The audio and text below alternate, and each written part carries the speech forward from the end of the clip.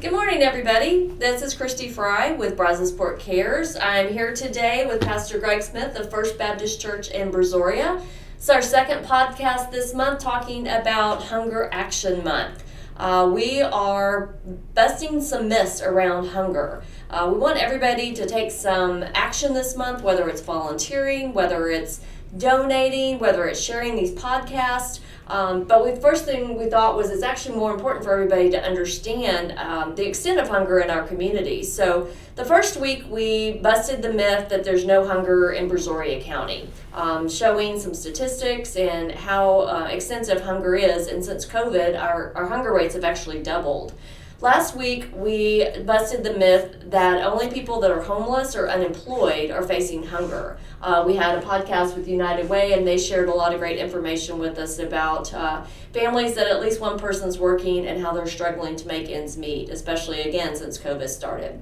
So this week with Pastor Greg, we're here to talk about the myth that hunger is most frequently found in big cities like Houston or Dallas or Austin. I think when we think of hunger, that's what kind of comes to our mind. But in actuality, hunger in rural areas is some of the highest rates that we see anywhere. Today we're going to talk about how First Baptist Church is serving along with Brazosport Cares in our rural communities and how you can jump in and take action. So welcome this morning, Pastor Greg. Glad to have you. Good to be with you. Thank you for having me and allowing me to participate. Great. So can you tell us a little bit about your role here at First Baptist Church? Well, I'm the senior pastor here at First Baptist. I've been here for 12 and a half years. Yeah, we're going on 13 in January. And my role here, you name it, I probably do it. Although no, we have a really great staff, and so it's my privilege to to lead this great church, and honestly, it is filled with servant leaders and people who love Jesus and who care about this world. Yeah, and so what I do is, honestly, I just kind of hang on to the tiger's tail. Sometimes, although, like in the case of the food ministry and those type of things, I've said many times that I make promises that other people have to fulfill. So I say, okay, we're going to have a food pantry, or we're going to have a food truck come from the food bank, or those type of things. And obviously, I make those promises, or I say, yeah, this is what we're going to do. But other people, it's the people of God that have to come and do all of those things. So it's my privilege really just to kind of stand back and point the way, and then everybody else just goes. It really is pretty cool sometimes. Yeah. So Brazosport Cares has been working with First Baptist Church and some of the other local churches probably about a little over a year now. Yeah, I think we had our first food truck maybe last September, or it might have been October. Yeah, right around that time. And we do what we call free farmers markets here in Brazoria, and we do them over in Sweeney as well. For our listeners who don't know, those are big trucks that we bring down from the Houston Food Bank. They're full of about 15,000 pounds of fresh foods, whether it's dairy or meat or lots of fresh vegetables and fruits that we bring into rural communities. And really where we try to target those are in areas that are food deserts. And I'm sure our listeners has probably heard that term before. And it's defined as areas that have limited access to, say, a grocery store. They may only have a convenience store. I know, your community has a grocery store actually right across the street as a good community partner. They're a great community partner. Yeah, some of our communities, individuals may have limited transportation, so it's a little bit harder to get to the grocery store. Some communities, all they have are convenience stores, and some of our and the prices are quite a bit higher. There's not a lot of fresh food, although some are trying to have some fresh dairy, have some fresh produce in those stores, but they are expensive, and there's not a lot of it. So yeah, most of it being packaged and processed, and so when you talk about healthy, one of our focus is we can feed people, but we definitely want to have health in mind when we're doing this. So Definitely in some of the areas in southern Brazoria County, we have some food deserts where people live quite a ways from grocery stores, and it's just not always easy. Or even if there is a grocery store, they struggle to afford the healthier foods. So we, I guess like I said, about a year ago, we have talked with some of the local churches about coming along together and doing these free farmers markets. And we purposely named them farmers markets because we want to take the stigma away for people that may need help, but really it's very hard to ask for help when you, even when you still need it. So we actually, the first one we did, I think it was in Sweeney, we actually had some friends that we knew that showed up, and they're like, oh, we thought this was a farmer's market. We're like, that's what we intended. So it worked. But can you tell us kind of how this whole farmer's market started here in Brazoria and the partnership with the churches, and why you guys thought this was important? What was the need in the community? Well, so our church has a food pantry, and 3 other churches in the community that have food pantries. Okay, almost all of the churches help with benevolence things. If people need help, they have ways to help people with all different types of needs. But in terms of food, there was just 4 of us that had food pantries, and most of the food pantries are pretty small. Okay. The church in the community that had the largest food pantry last summer sometime, made a decision to discontinue that. Okay, so they got out of the food pantry business, and during that time, the pastors here in the community were meeting together, and we were talking about different things, and we realized that the closing of this one food pantry at this church might create a gap that we were concerned about. And honestly, it's been a vision of mine to start a ministry here, a multi-denominational or multi-church ministry here in Brazoria that would ultimately might be kind of self-supporting in the sense that we might have like a food pantry, a clothes pantry, and then maybe like a resale shop.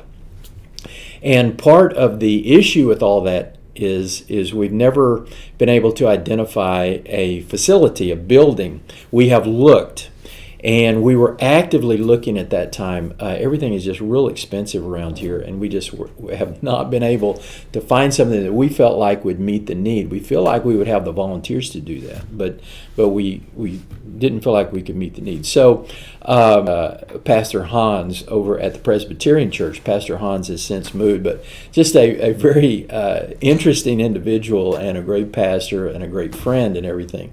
But he really was kind of the driving force on this, and he had some different ideas. We tried a lot of different things to figure out how we could kind of come together and maybe fill this gap that we feel like was happening because of the lack of one of the food pantries closing and us needing some more help.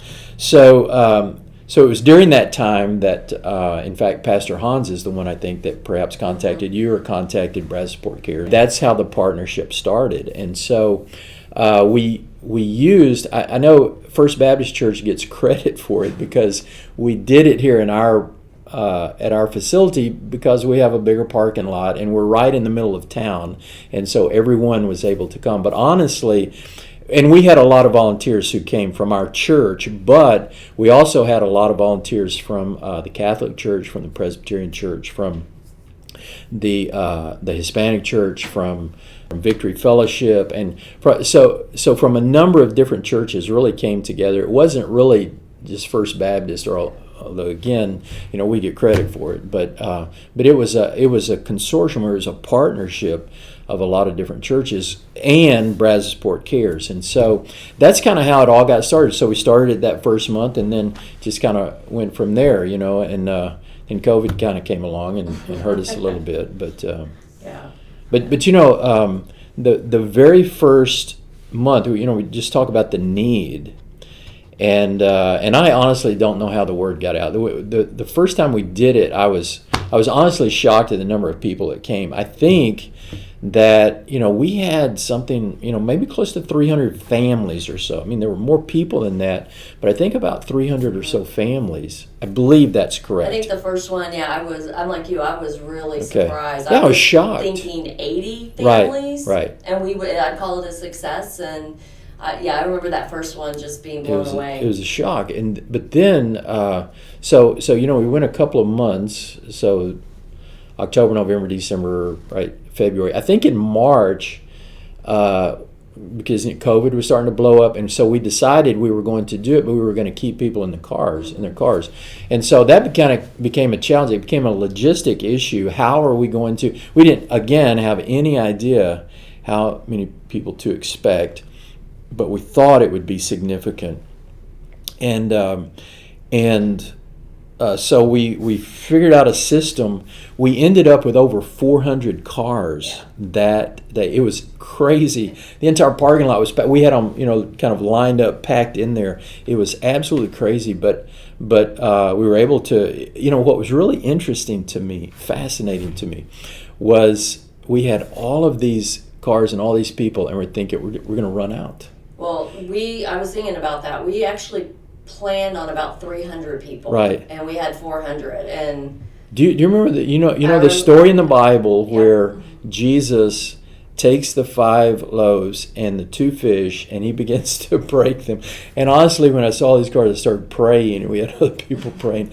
And so, and you know what? They just kept bringing the food off this thing, and we had, I think, almost exactly like the last car that came in, there was 1 box left. Right, exactly. And it was amazing, and it was just tremendous. It was definitely a God thing. We all kind of turned around and had goosebumps, and we're like, okay, this reminds me of another story. Exactly. How that did that I've heard happen? Before, because it was, we were like, I don't know how it's going to keep going, and every time I turned around, there were boxes. Right. There were more boxes, Exactly. And that last car came up, and that 1 box was left, and we all just kind of looked up and right. were like, thank you, God. Yeah, exactly. It was it was very powerful and beautiful. Right. It was. So can you tell us a little bit about some people in your community that you've seen that need food assistance? Since it is a more rural area, and kind of what are their circumstances? What's life like? Without the food pantries? Yeah, well, I tell you, the thing that comes to my mind, and maybe it's just because these are the folks that just kind of grip my heart, I guess, because I am a grandparent. And one of the things that we see, a lot of are grandparents raising grandchildren. And there are a number of older folks out there who have retired perhaps and planned on, doing other things, but now for whatever reason, they have grandchildren living in their home, and they're trying to provide for them, and we're seeing an awful lot of that. Maybe that's just what I notice more than anything else, but we're seeing an awful lot of that, and I tell you what, it is just a number of times, because people are just very, very appreciative and honestly shocked, when they come and they receive, and they're just very, very appreciative, number one, but, on a number of occasions, and, with just tears, streaming down her face, just so grateful. And again, I honestly feel guilty about that because, like I said, okay, so I'm the pastor here and I get credit for everything, but, it's not me. And it really is, it's a great blessing to be able to provide for things like that. Those are the things that stick out in my mind. Yeah. I guess. One of the things I have noticed when we're here in Sweeney is the number of seniors that attend these, and we don't really find that in our other programs. And I think it's just seniors just think that they want to make it on their own, but just living on, kind of a fixed income. And so this is an easy way. Like we said, the drive-through is awesome because we can serve so many more people, and I think it even takes away some of the barriers as well because they can stay in their cars if they have, it's hard for them to walk or something. And I want to say some of our markets 40-50% of the people that come are seniors. So I think it's a great way, and that may just be more too of of rural communities aging. Maybe. as well. I'm not sure about that, but it certainly sticks out to me. It's very obvious to me. So since COVID has started, we kind of talked about our first market when COVID started, and how many people, over 400 people were coming. That was 400 cars. That was 400 cars. And some of the cars had multiple families in them, so that we would put 2 or 3 boxes. Exactly. So it was a lot of people we served that day.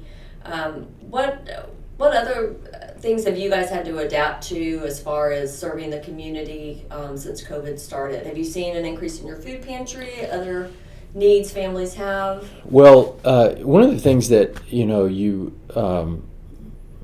when you sent me a list of things that we might talk about was the best kept secret, I guess, and we do have a lot of people coming to our food pantry. We have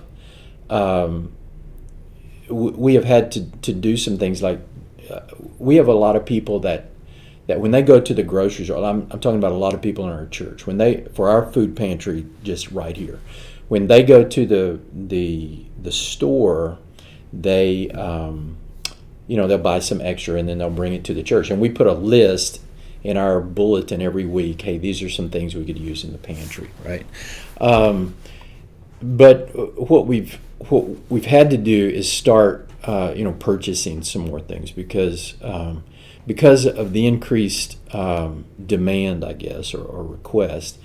But for me personally, I think we could do a lot more, and we see that a lot, picking up from neighbors, and hey, can I take a little extra for my next absolutely, neighbor? and that happens, in the farmers market as well. We have a lot of people that kind of come through and we're like, okay, and they're like, hey, I'm like we've got a gentleman in our church who is older in his little community where he lives over in Magnolia Gardens, and there's about 4 or 5 widow ladies that live around him. So he's married, and then he's got these widow ladies that he mows their yards and he does stuff like that.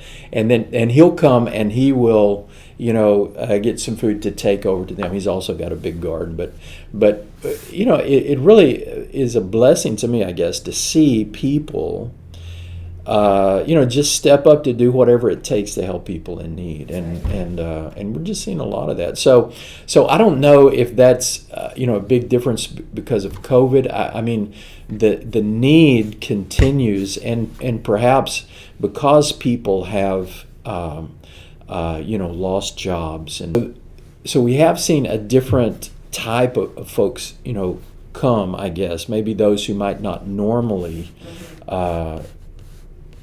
Ask for some food help are coming and receiving some help because of a temporary out of work or whatever it is. Kind of the same thing across all communities, I think, right now. Rural, urban, suburban, just people that have never had to ask for help or are in need right now. And it's fabulous that you guys are able to help with your community. So, is there anything else that you want our listeners to know about rural communities, some of the things our families are up against, or how your churches are coming together and addressing that?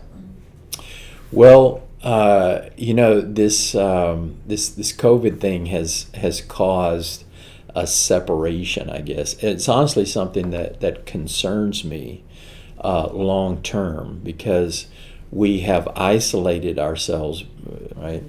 But I'm wondering how the long-term thing is going to be. People are concerned. They're scared. They're like, we can't touch each other. You used to be able to hug and those type of things. And so especially in the larger towns, I think that's true. I was up in Alvin on Saturday, and it was one of the first times I've been out of Brazoria County, since this thing started. And I was, in my own mind, I was kind of like, oh my gosh, all these people, all these COVID people, where in Brazoria I don't necessarily feel that, but it, that is that kind of is the reality. And I think that we have to work hard. And I do think that in a smaller community like Brazoria, because we do have personal relationships already. I have a personal relationship with most of the other pastors here. And so we have a faith community that goes beyond just, our own local little church, that we are able to maintain those connections. That I think it's more difficult, but it still is something that we have to work at. I mean, that's kind of what comes to my mind. It's that isolation, that separation, that is a challenge. It is, It's a and great I challenge. think I feel blessed that I am in a smaller community. Like you said, we can at least be outside, and you can see your neighbors walking down the street and at least say hello. And so I do think we do have that advantage here rather than a big city. Right. So, well, I want to say thank you to our guest, Pastor Greg, today from First Baptist in Brazoria. I think we've debunked the myth that hunger's only found in large cities, that we do have a lot of hunger and need in our rural areas, and in partnership with Brazosport Cares and several churches here in the area, I think we're doing a great job to feed our neighbors and make sure that no one faces the day hungry. So thanks for your time. Thanks, everybody, and be on the lookout next week for our last myth of Hunger Action Month. And don't forget, go out and take some action. Thanks. God bless all.